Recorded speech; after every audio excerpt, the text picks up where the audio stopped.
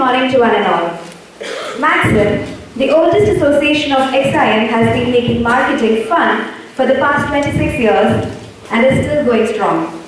The main aim of Maxim is to provide opportunities to students and help them get an experience of marketing concepts learned in the classrooms. Mercatique, the annual business conclave organized by Maxim, provides an opportunity for students to interact with experts in the industry. The event has been developed to help the students gain new perspectives on existing and emerging market trends. We welcome you all to Mercatique 2015. Scott Cook, founder of Intuit, very famously once said, "A brand is no longer what we tell customer it is what customers tell each other it is." Thus, through Mercatique 2015, we bring into foray the much discussed and relevant concept of evolution of brand and consumer interaction. I formally declare Mercatique 2015 open. So the consumer could start off anywhere on that evolution cycle. You just can't control it any longer. And things are so dynamic. Professor Tripathi talked about consumer insights. And being in the industry, people come back and tell us that, you guys have been looking at it through a microscope for too long, looking at the minute details. It is time you came up with foresights. So consumer insight, and I might just be out of the job soon because consumer insight is getting really redundant. The consumer is always ahead of us, like Professor Tripathi mentioned. So it has become very difficult to capture what the consumer wants. The trend towards buying more premium products or upgrading, and whether it is apparel, beauty care, whatever. So they are becoming, even ads have the line that, because you are worth it. So we all are far more individualistic, and the brands need to massage the consumer's ego. So I am from an industry which is actually very less studied by business schools. That is what I have learned over these years. And this industry is actually very dynamic. Totally different than what we see in FMCG. The best part is that your consumer is not your customer in this industry, which is very different than what we have in FMCG or any industrial, any other industry. Customer-oriented approach, we have built loyal customers by constantly bringing customer-centric. So total different approach for, say, Odisha or for customers sitting in Maharashtra or Bombay or Delhi. That way.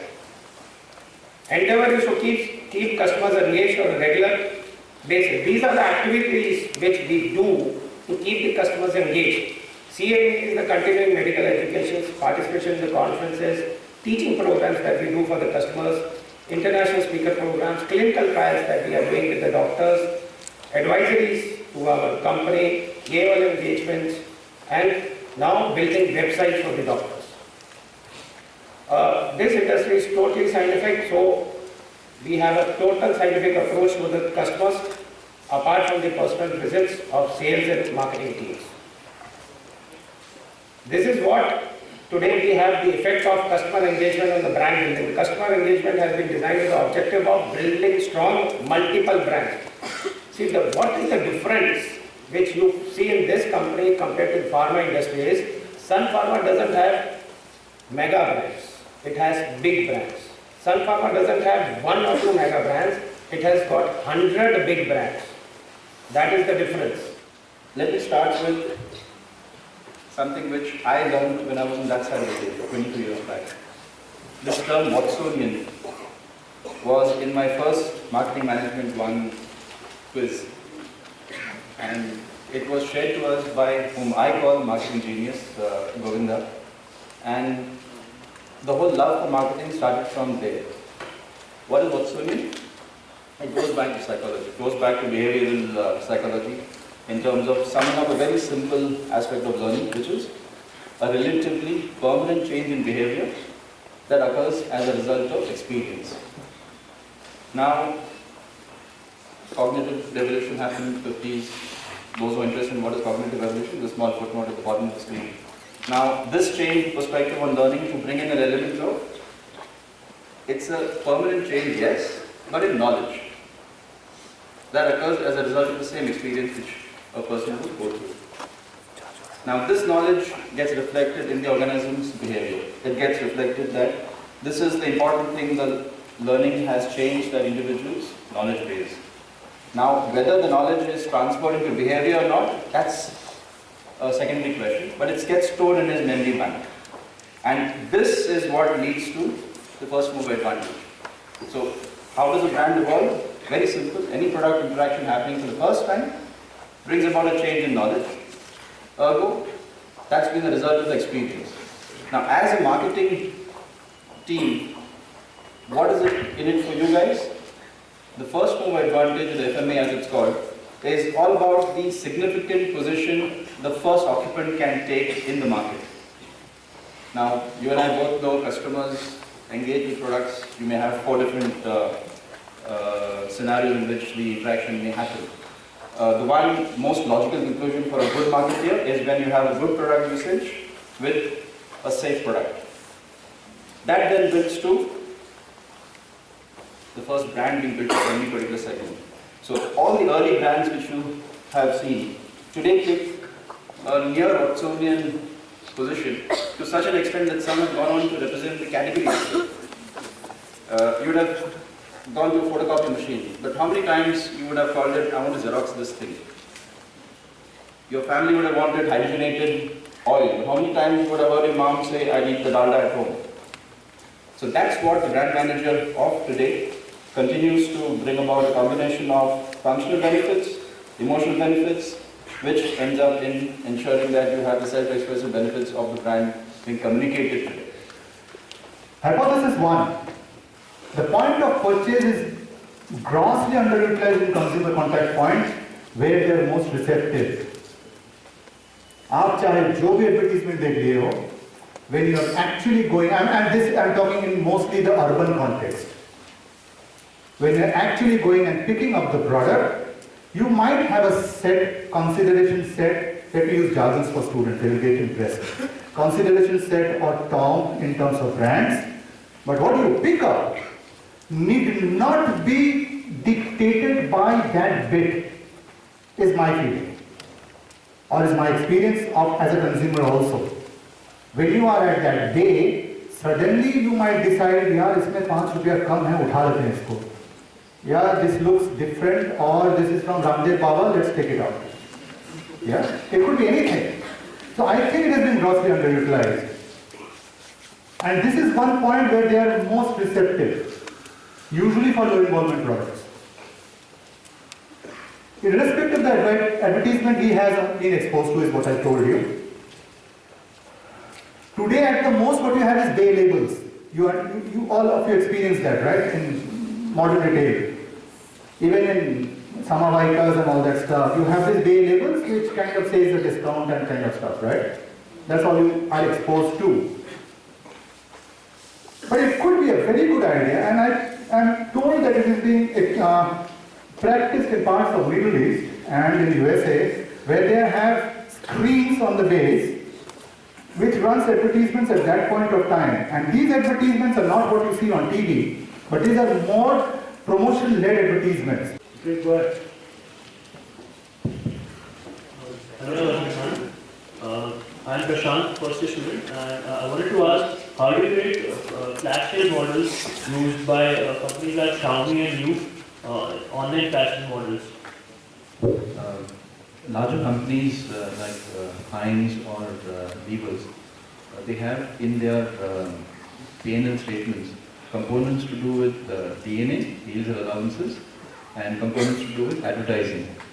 Now, DNA, as the nomenclature you guys may well know, is sales promotional activity. A pricing or a flash sale or would come under that. This forms a component at the gross margin level. And most top management gets evaluated as a metric. They get evaluated at a gross margin level as well, at the top line. So there's a constriction because usually 12 to 14% only is allowed for large brands. And maybe that's one of the reasons why they constrict it, because they don't want to be abused at only from a selling paradigm. So brands is not only about selling. So please understand the element you mentioned as a flash sale could serve a particular sales promotional purpose, need not always be a brand related purpose. And it can coexist, depends on how your financial structure for that month or that quarter looks like. Very good morning to all the delegates here. I'm Rasha from BM program. I'm a first year student.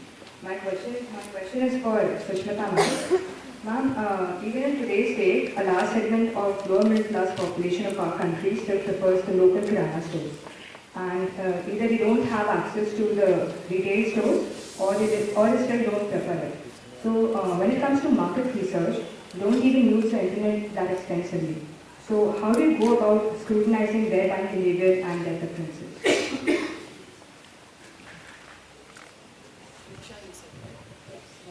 It's not just the lower middle class. I think all of us shop in the kirana store today, which is what my point was, that all of us actually, there is no exclusive, modern trade consumer today. And as far as research, the kirana store actually has a captive 100 households and knows that pulse really well. So even if there is one person who buys diamond tetra pack milk in that area, this guy goes to stock it. Not just stock it, I have actually had consumers sharing with me that he will also remind me that the last pack he bought was 3 days back and it's time to replenish. So he knows that. And we do look at kirana as fairly strong competition for modern trade. And so whatever research we do is, and like I mentioned, there is no exclusive modern retail shopper. Anybody who shops in a modern retail also shops in multiple other formats, including the push cart vendor. And so yes, any research being done for retail always necessarily has to include the kirana shopper. And a lot of insights come from them. And there are some things that work for the kirana. For example, there is credit facility that he provides. There is a flexibility of picking up something in the morning when you're going for your morning walk and paying later. He will home deliver even, one single packet of biscuit if you have guests at home. There is a fair degree of customization which modern format and modern trade can never replicate. Because even when you have exchanging provided in the modern retail store, the process of actually going and getting something exchanged is very, very complex. So the kirana is here to stay, would possibly get, they are also reinventing themselves, getting a new avatar, like I said, upgraded kirana. But they will continue to stay and continue to be competition for modern retail stores. First of all, obviously on a Sunday, that to a rainy morning, all the speakers spending their half of the day or maybe full day, leaving families and the other works, coming and sharing their thoughts on marketing, brand, consumer evolution, interaction. That itself is a huge thing for all of us. I mean, it adds to the classroom discussions, it gives you different perspectives, it stretches your imagination. And as Professor Tripathi has rightly concluded that the discussion canvas can only expand further. Maybe next year we can expand it and bring more fresh insights, because this is not going to be an end of the canvas of discussion. So thanks a lot to all the panelists for these beautiful insights and views. Thank you, Maxim, the lead team led by Pradyumna and his team, for going minute to minute of detailing of the everything and bringing the whole thing, making it very successful. Students will participating, getting, absorbing, reacting, responding beautifully. That itself is a great thing. And of course, I see Ranjan here behind the sound and the lights. So he's been there for a time. Look forward to such beautiful interactions in future. Thank you, panelists.